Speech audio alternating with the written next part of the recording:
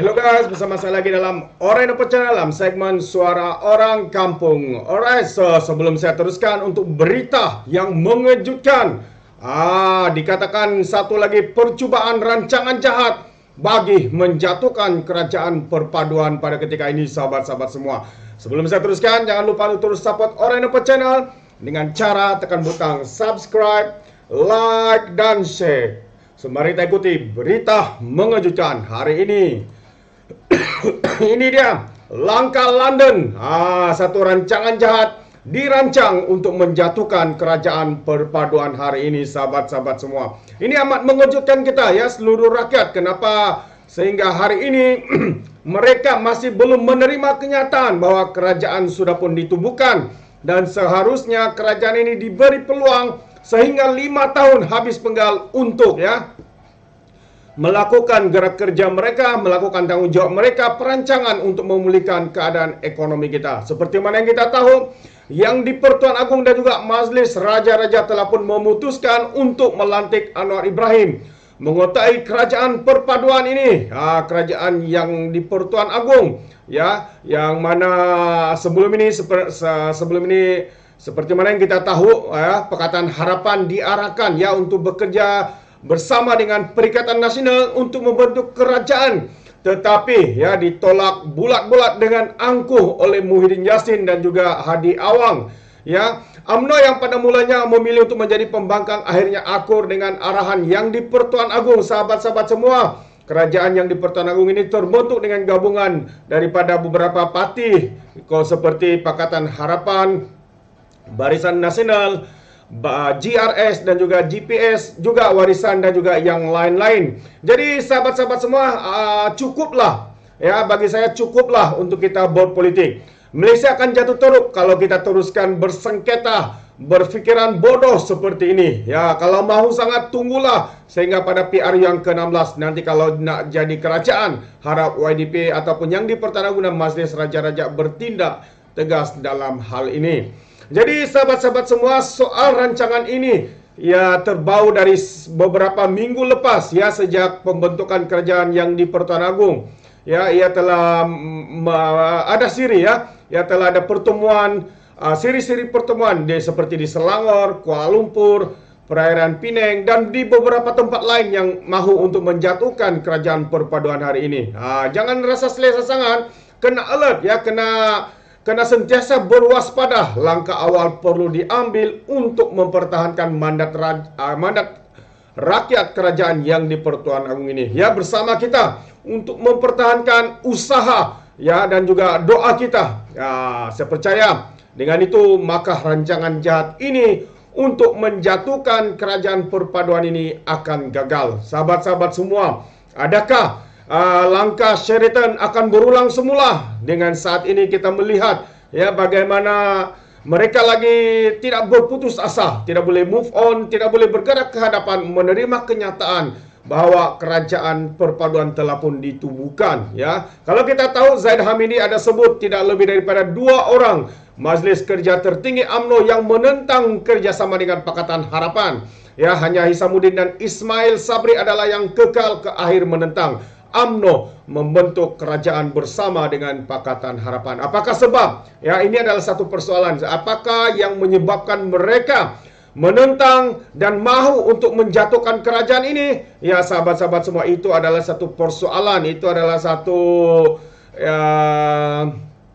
pemikiran yang seharusnya tidak berlaku lagi ya kepada kerajaan hari ini. Sebab ya seperti mana yang kita tahu, Ismail dengan keras dan lantang ya menolak masa mesyuarat MKT UMNO hingga terus keluar, dikatakan beliau terus keluar daripada mesyuarat Majlis Kerja Tertinggi UMNO.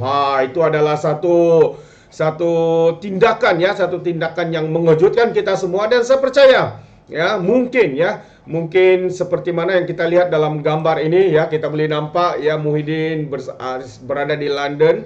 Kalau saya difahamkan, tapi tidak tahu sebenarnya dikatakan rancangan mereka adalah untuk merebut dan juga mahu menjatuhkan kerajaan perpaduan ini. Benarkah semua itu, sahabat-sahabat semua? Ini yang harus kerajaan hari ini sentiasa berwaspada dengan gerak-geri mereka yang rakuskan kuasa, mereka-mereka yang mahu untuk menjadi Perdana Menteri dan sebagainya. Hisamuddin ini pula kepala perancang dikatakan Hisamuddin pula menjadi perancang sejak dari awal lagi. Kalau kita tahu ya, yang mana apabila Muhyiddin mengatakan beliau mempunyai sokongan penuh 10 SD daripada UMNO, iaitu yang diberi kepada Muhyiddin, dan Muhyiddin menyatakan beliau mempunyai majoriti yang mencukupi. Ya, kita tahu ini adalah rancangan yang diketuai oleh Hisamuddin ini, tapi sempat diveto oleh Presiden Zaid Hamidi melalui Akta Lompat Parti, malah mengarahkan mereka untuk menarik balik 10 SD tersebut.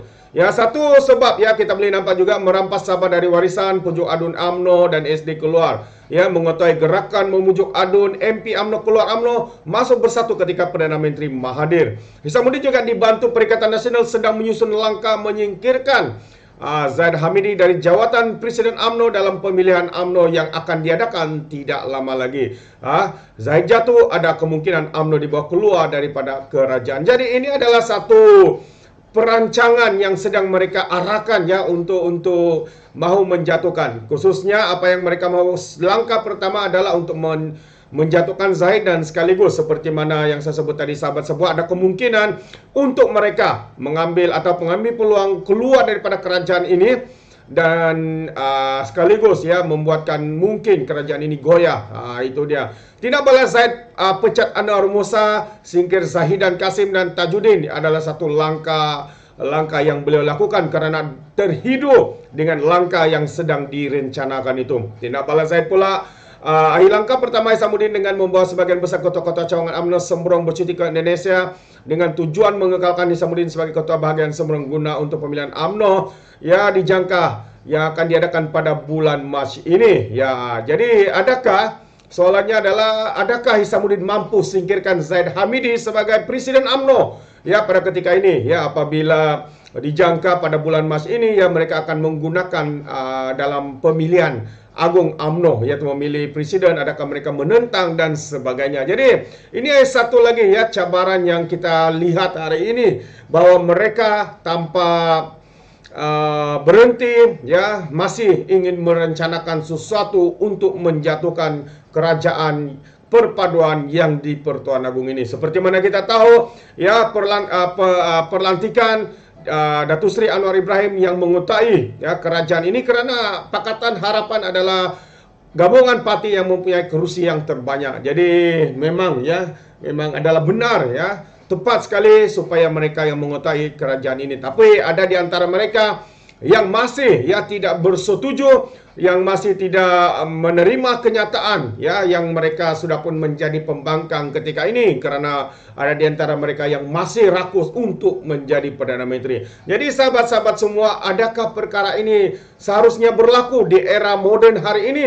Ya, kita telah melihat bagaimana kerajaan Pakatan Harapan ditumbangkan dengan langkah Sheraton. Ini adalah satu sejarah gelap buat demokrasi negara kita, yang mana kerajaan ataupun parti yang menang menjadi pembangkang, yang kalah pula menjadi kerajaan, disebabkan oleh tindakan mengkhianat mandat rakyat. Soalnya, adakah rakyat akan menerima satu lagi pengkhianatan yang hangat diperkatakan dalam cobaan untuk melakukan satu lagi langkah pengkhianatan seperti mana yang berlaku pada langkah Sheraton ini? Rakyat di luar sana pastinya seiring dan seirama dengan saya bahwa tidak bersetuju ya dengan tindakan ini, seperti mana tindakan langkah Sheraton. Kalau benar mereka mahu untuk menjadi kerajaan, tunggu pada periode yang ke-16 barulah mereka berusaha keras untuk memenangi hati rakyat untuk memilih mereka. Jika tidak, kerajaan ini akan kekal di bawah pentadbiran kerajaan perpaduan yang diketuai oleh Datuk Seri Anwar Ibrahim. Sahabat-sahabat semua, ini adalah satu berita, adalah satu kejutan buat kita. Adakah mereka ini begitu jahat? Adakah hati mereka begitu penuh dengan kerakusan kuasa sehingga dikatakan sedang merencanakan rancangan jahat untuk menjatuhkan kerajaan ini. Bagaimana pula dengan pandangan Anda? Anda boleh berikan komen di dalam ruangan komen ini. Jadi sahabat-sahabat semua, saya ucapkan terima kasih kerana sentiasa memberikan sokongan padu kepada Alright Nopa Channel. Dan sehingga itu, izinkan saya untuk mengundurkan diri, dan seperti biasa peribahasa mengatakan tapapun kangkap dua ton keinginan. Dalam bahasa Melayunya, tepuk dadah tanya selera. Sekian saya daripada Alright Nopa Channel. Sehingga kita berjumpa lagi di dalam info dan update yang seterusnya. Sekian, bye bye.